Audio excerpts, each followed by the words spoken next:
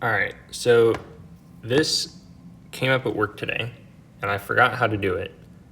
So I did some research, and I looked at my notes, and I remembered how to do it, and I'm making this video, so if I forget in the future, I can come back to this video and watch it and remember how to do it. So this video is on heat exchangers, so thermodynamics heat exchanger stuff. Gotta erase that number. Okay, so what is a heat exchanger? Well, all it is, I'll leave this up here for now. All it is you're sending in fluid, like one type of fluid, at a certain mass flow rate and with a certain CP. CP will change as the temperature changes, but I'm assuming it's constant. So you're sending in one fluid, let's say it's water. This probably isn't water, but let's just say it is, at a hot temperature. So this is a hot fluid, TH for hot and N for because it's going in. You're sending one fluid in at a hot temperature. It leaves at a colder temperature. And that's because it sends some of the heat to the cold side. So let's say this is, so the other one was water. Let's say, I don't know, this is methane. So let's say you're heating up methane. I don't really know why you do that, but let's just say you are. So methane's the cold, so T cold, and it's going in. It goes in at a super low temperature, and some heat from the hot side goes to the cold side and it heats it up, and there's some final temperature. I'm gonna erase the methane in water, but you get the idea. You got the hot fluid, and it cools down, and that's because it sends some energy, it sends Q, some heat, to the cold fluid. And the cold fluid, it will heat up, but let's do the math to see actually how much it'll heat up. So this video is going to cover how to calculate this energy, this heat, also how to calculate the effectiveness, which that's the thing I forgot at work. And we'll finish it off with the second example as well. But yeah, those two main things in this video. So, step one, if I was asked to calculate the temperature of the cold side leaving, how would I do that? Well, because this is like let's assume it's a closed surface, so no energy can enter or leave this box. So all of the heat in here has to stay in here. So if it leaves the hot fluid, it has to go to the cold fluid. So that's what we're going to do. We're going to say whatever energy left the hot fluid has to go into the cold fluid. So how do we do that? So we first look at the hot fluid. So the top one, H for hot. So what is energy? What's our energy equation? It's going to be mCp delta T.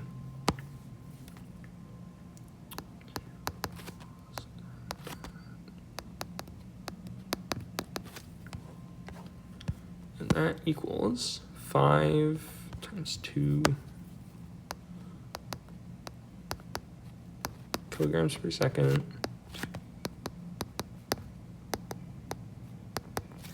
this K is Kelvin times the temperature. 500 Kelvin minus 300 Kelvin.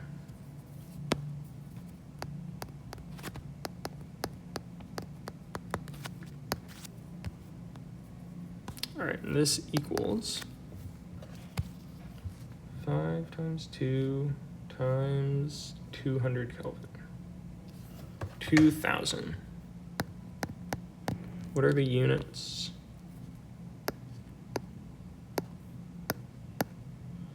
Kilojoules per second. So it's like watts or something, which makes sense because it's heat that's continually being transferred.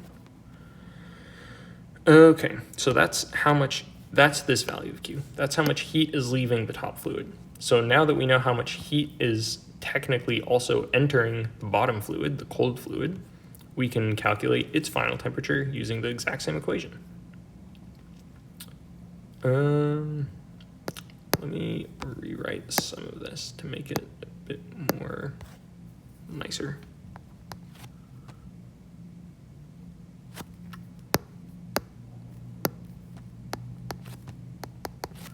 Q hot is that.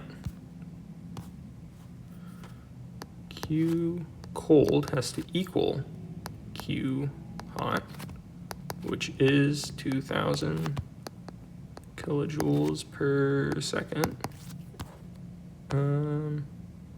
which equals m dot Cp delta T. But now it's for a cold fluid. 1 times 8.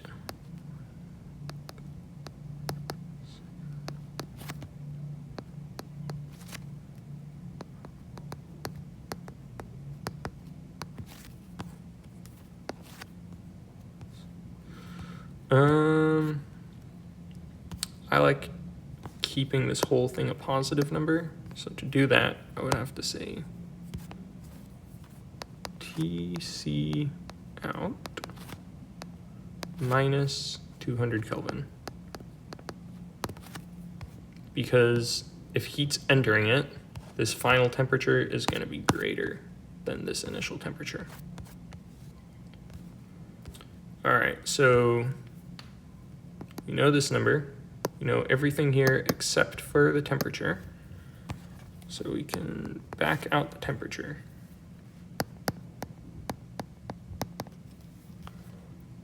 And that is 1000 divided by 8 is 250. So it'll be 250 plus 200, which will be 450 Kelvin. Cool. So based on that, we get 450 Kelvin.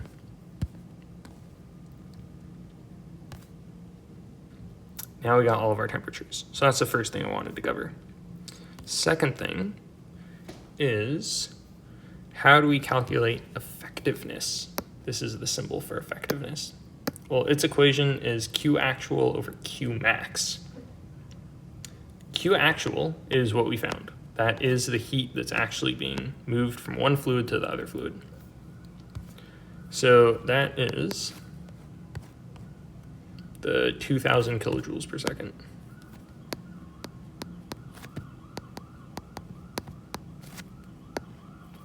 What is Q max? It is the maximum amount of heat that could be transferred, theoretically. So how do we get that? Well, this hot fluid starts at 500 Kelvin. The coldest it can get to is 200 Kelvin, because that's the lowest temperature in this whole system. That's the coldest that we can lower this 500 or this first fluid down to. So let's calculate that.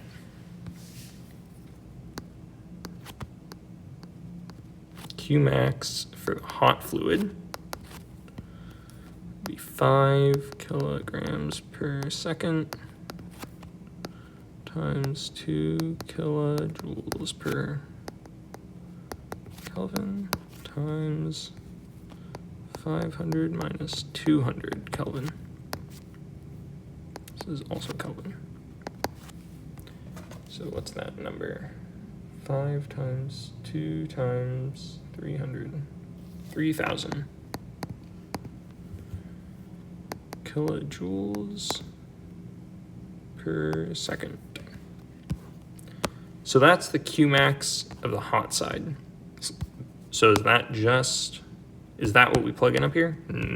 Maybe, but maybe not.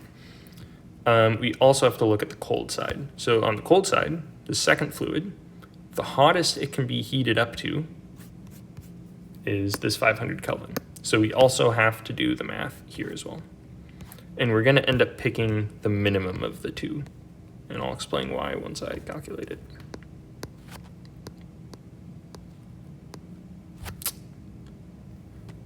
Cold side.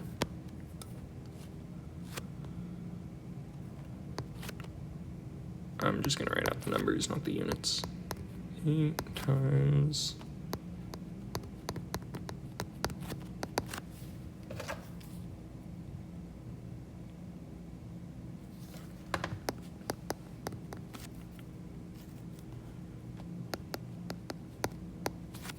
All right, cool. So we get Qmax H is 3,000. Qmax C is 2,400. Okay. So this is saying, well, okay, Qmax, why don't we just pick the bigger one of the two? Why don't we pick the 3,000? Because theoretically, the hot side could cool down to 200. The reason for that is if it cools down that far, it'll be sending 3,000 kilojoules per second of heat to the cold side. It'll be sending that heat to the cold side. That means the cold side caps out at 2,400. If we send 3,000, it'll end up heating it up to more than 500 Kelvin. Let's do the math. And that is unrealistic. Like, since the hottest thing is 500 Kelvin, no other temperature can be hotter than 500 Kelvin. But let's just do the math. So if we use this 3,000 in here, we end up with equals 1 times 8 times temperature minus 200, unknown temperature. And we get 3,000 divided by 8 is 375. So we'll end up getting 575 Kelvin. And 575 is higher than this 500 Kelvin. So it's unrealistic. That is an unrealistic solution. So, like I mentioned before, we have to pick the minimum of these two.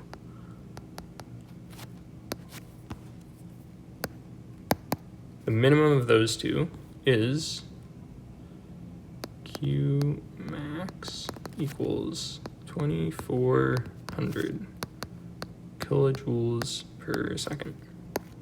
So that's what we plug in up here.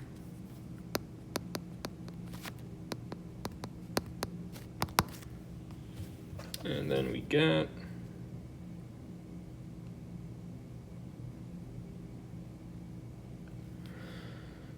.83. So 83% effective. So our heat exchanger is 83% effective. If it's 100% effective, either the cold outlet temperature will equal 500 Kelvin or will equal the hot in. So if it's 100% effective, either the cold out will equal the hot in, or the hot out will equal the cold in. If one of those two things are true, it'll be 100% effective. If either of them are not that, or if both of them are not that, then you're going to have a less than 100% effective heat exchanger. That's pretty easy. It's pretty simple math. All undergrad engineering math is pretty simple. Cool. But you do have to use some common sense on like what is realistic and what's not realistic. So let's look at this example. All right, so same thing as before. I gave us fluid 1, same exact conditions, leaves at the same temperature. However, fluid 2, it used to have a CP of 8. I decreased it down to 1. So now both the mass flow rate and CP are 1. Same inlet temperature. We have to calculate the outlet temperature. So what would the outlet temperature be? Well, doing literally this exact same QH, QC math over here, we can calculate it. So QH should be the same.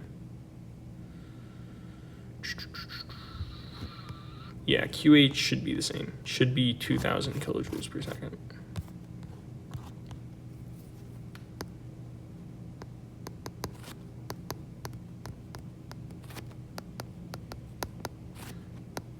And that is how much heat the hot side is sending down to the bottom side, or to the cold side. So based on that, what would this final temperature be? Well, let's do the math. So 2,000 equals 1 times 1 times T minus 200.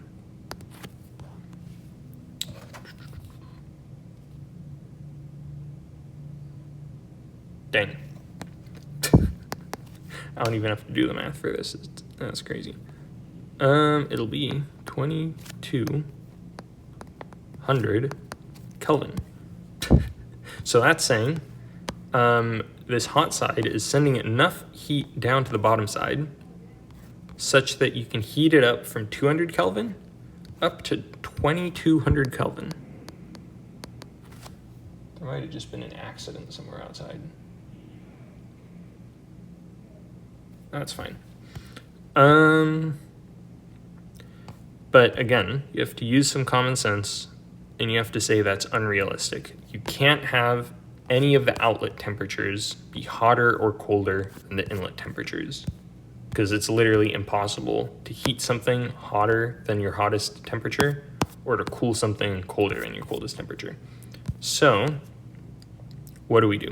Well, if we get a temperature that's above our hot temperature, we just say it's our hot temperature.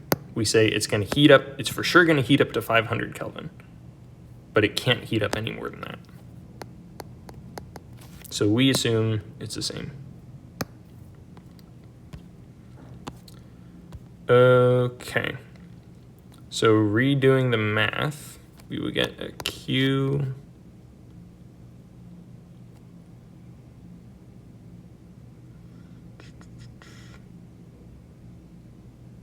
well, then technically, actually,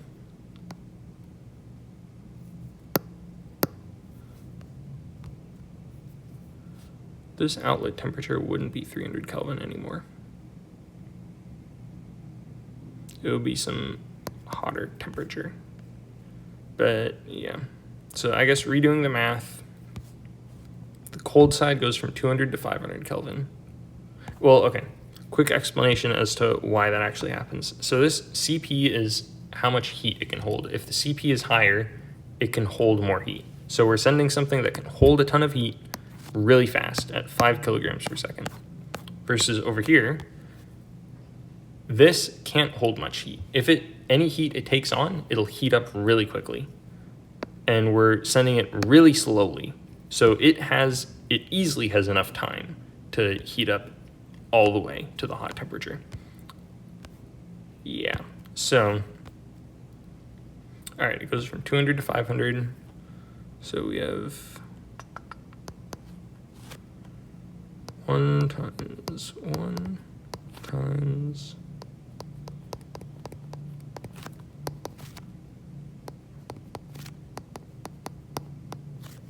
cool. So Q actual is 300.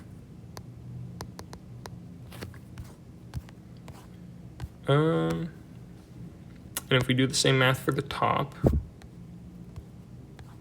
we can get, dang, I don't like how I wrote that here, how I wrote a temperature here and it was wrong.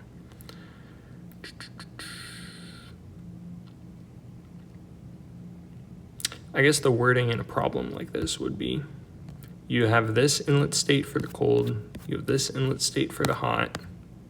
Assuming the maximum Q, what would both outlet temperatures be? I think that's a good way to state this problem.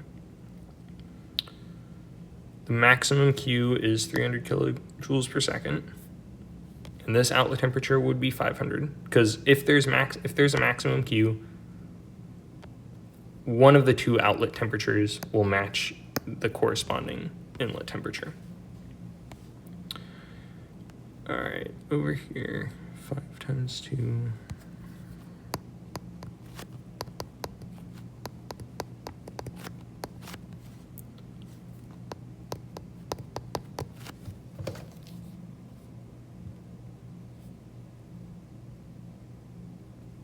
$30. So this barely cooled down at all. which again makes sense because you're sending a ton of this fluid in and barely any of this fluid in. Cool, so what's the effectiveness? Well, based on what I said earlier on this problem, if either of the outlet temperatures match the corresponding inlet temperatures, which in this case one does, this 500 equals that 500, they match, your effectiveness is 1. But let's prove that. So we said, what's the equation? Q actual over Q max. Q actual, we said, is 300. What is Q max? Well, in the problem statement, we said we're operating at Q max. But to prove it, what we could do is we could say Q max of the hot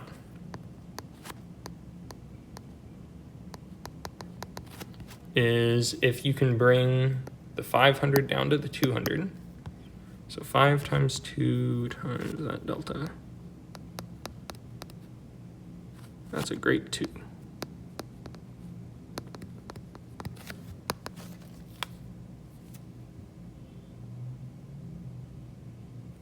$3,000.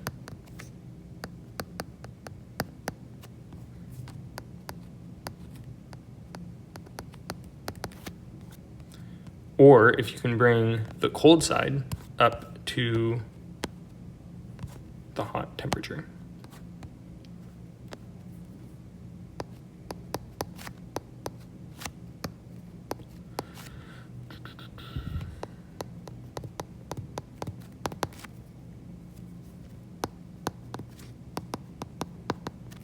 And what did we say earlier? We said we picked the minimum of those two.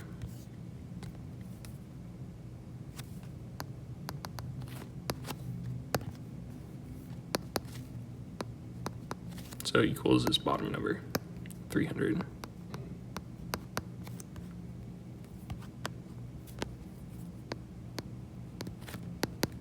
So 100% effective. Cool. That is all of heat exchangers in thermodynamics. Probably in like 20 minutes. Cool beans. All right, one quick note. So this was all valid for normal heat exchangers. If you're heat exchanging something that can change states, so like water, which is very common, and it does change states, what do? So for example, let's say you have your heat exchanger. You have the hot side, which is air. And you have your cold side, which is water. And let's say it starts at, how should I explain this? Well, okay, let's say it enters as liquid and it leaves as a mixture. So air is air. It's gonna have, like, there's no phase change or anything. It's just chilling. You're gonna do the MCP delta T unless the delta T is like greater than 300 Fahrenheit or Kelvin or something 300 something-ish. Then, well, okay, technically CP changes. CP is different for every temperature. But if your temperatures are relatively close, you can assume CP is constant, which is why we did all this math up here, because temperatures were pretty close. So yeah, air, you can probably assume constant CP and do the MCP delta T and be fine. For water, you can't really do that. And that's because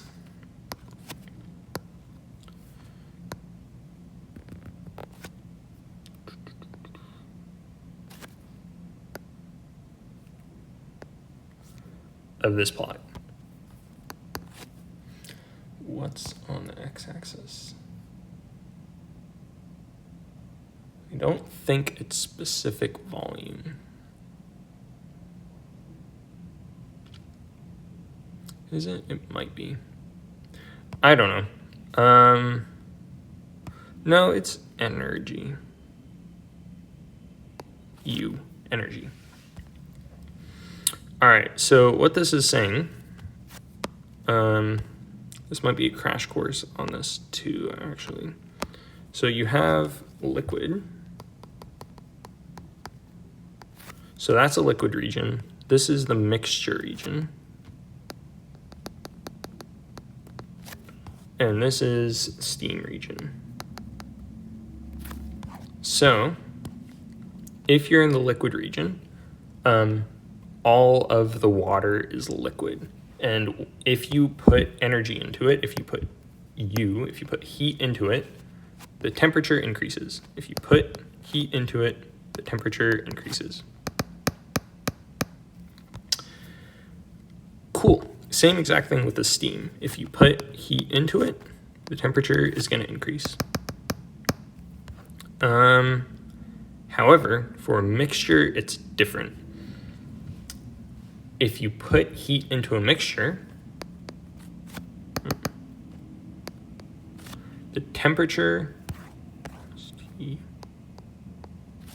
steam. If you put heat into a mixture, the temperature doesn't increase. It's a flat line. I didn't draw it flat very well, but it's a flat line. The temperature does not change as you put heat into a mixture. Dang it. Cool. So if it enters as a liquid down here, let's say it enters right there, and it leaves as a mixture, say right there, what do? Well, you could break it up into two things. So you could say the total heat is the sum of mCp delta T, which is this part from, actually, you know what? I could just write this as Q. It's the same thing. So you could say this is mCp delta T. Well, it's linear. And then once it goes flat, once it goes horizontal in the mixture region, it would be plus m dot times the quality times heat of vaporization, which is just a number. Think of it like Cp.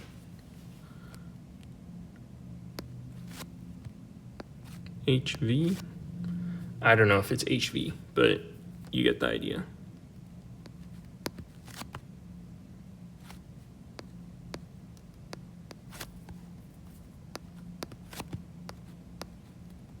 I like my parentheses.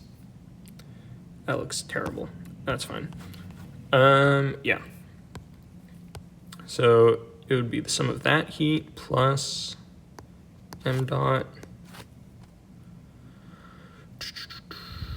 quality heat of vaporization. Now, what does this mean? Well, while you're in the mixture region, if you're on this left side, all of it's water, or all of it's liquid. If you're on the right side, all of it's steam. If you're somewhere between them, part of it is water and part of it's steam. So how do you get, well, okay. So part of it's water, part of it's steam. Quality tells you the percent that is steam. So if you're at 50% quality, what I drew here is probably about a 60% quality because it's roughly 60% to the right. If you're like 10% quality, you've only converted 10% of the liquid to steam. If you're 60% quality, you've converted 60% of the liquid to steam. So for every amount of steam that you produce, that absorbs heat. And the amount of heat that absorbs is the latent heat of vaporization. It's just a number. Like literally think of it as Cp. Now, why do you have to multiply it by the quality? Because if you've only converted 10%, then I should draw a second line. If you've only converted 10%, you want this number to be small. If you've converted 100% of your liquid to steam, then you want this number to be big. So that's why the quality is in there. Cool. That is how you do heat exchangers for something that can turn into a mixture. And even if it ends up being instead of a mixture, if it ends up being steam, your equation would be, it would be this, except this would be 1 or 100%. And then you would add mCp delta T for this region. Let's say you end there. You would add another mCp delta T. And this CP will probably be different than this one. I didn't look at the steam tables before this, and I don't really care. But it's probably going to be a different CP. But there you go. That's how you do heat exchangers with something that can turn into a mixture.